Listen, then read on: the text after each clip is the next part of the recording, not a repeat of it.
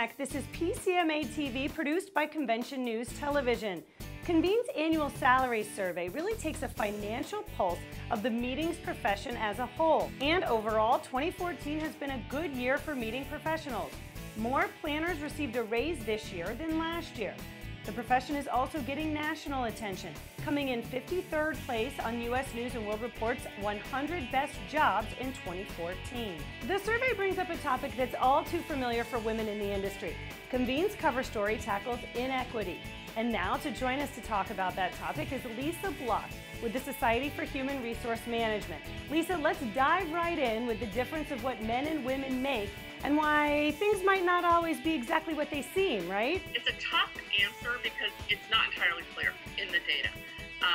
It certainly seems to be fairly glaring, but I think that it warrants more research to really see whether these differences play out by corporate or association or independent, more specifically, or whether they really are, whether there really is a gender gap. And I'm not entirely convinced that I think there is.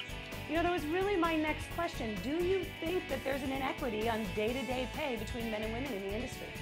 Not in my experience, but certainly, you know, I've been in this business for a long time, and I have seen the gender change. You know, when I first started, the men were at the top, and the women were working their way up. And I think now there are, you know, as many women at the top, if not more.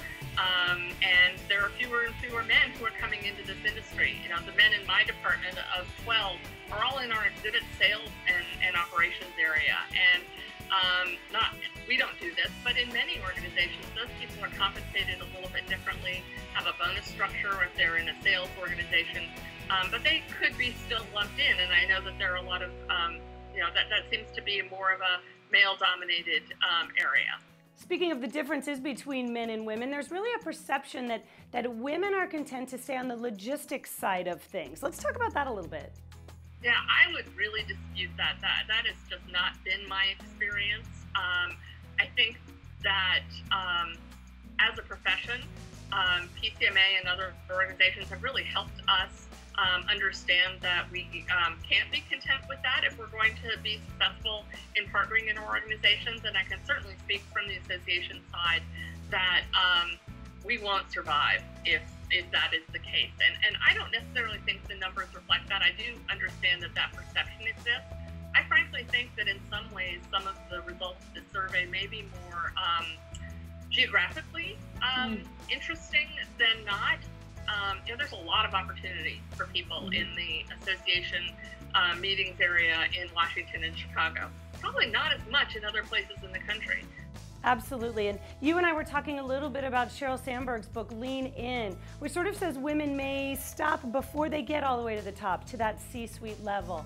And it may not just be for childcare reasons, right? Let's talk about that. Absolutely. I think it's, you know, it's childcare, it's elder care, it's, you know, really quality of life, and all of the issues around flexibility. SHRM as an employer is an extremely, allows a lot of flexibility in an area like Washington, D.C. that I live in.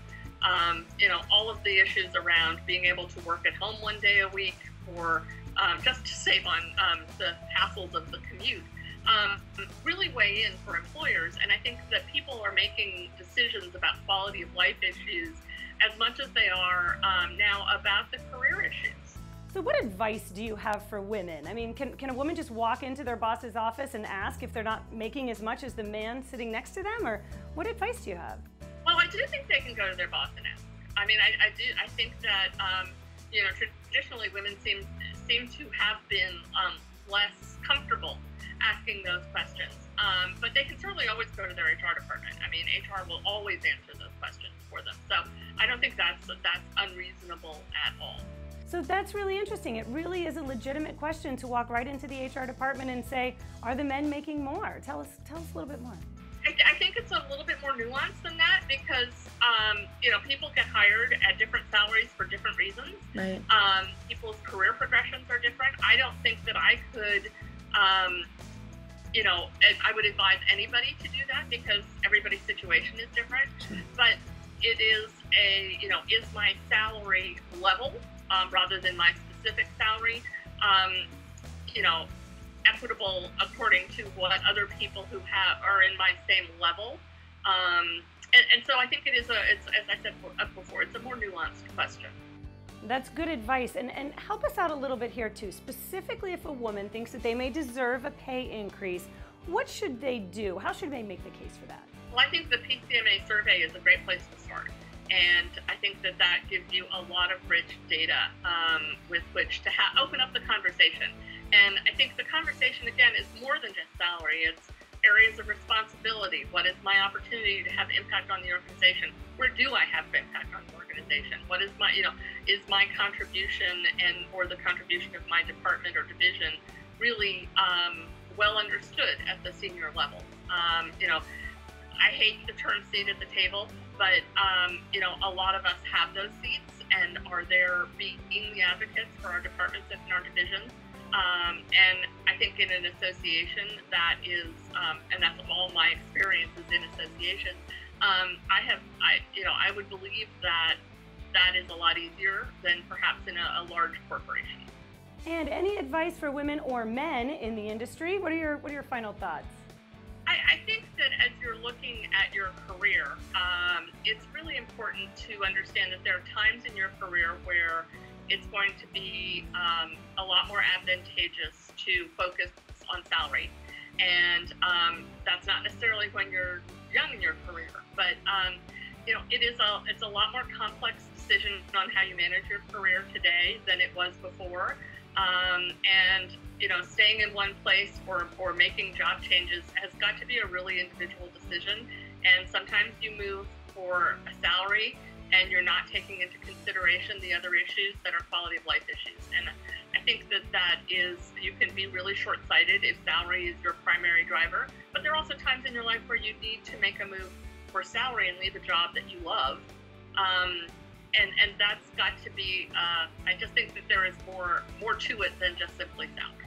That's interesting. I noticed that being a planner was not only in the top 100 best jobs, but also on the list of most stressful jobs. So apparently we like to be stressed out, right? I can't imagine a planner on earth who would say that our jobs are not extremely stressful, but I think the corollary to that is that they're also extremely rewarding. And I think that's why there is some perception that planners get comfortable in their jobs and don't want to leave them. And I'm not so sure that I think comfortable is perhaps the word, or content, or but I think there is something about the job satisfaction and the opportunity to make a difference and the opportunity to do something, learn from it, and do it over again better the next time.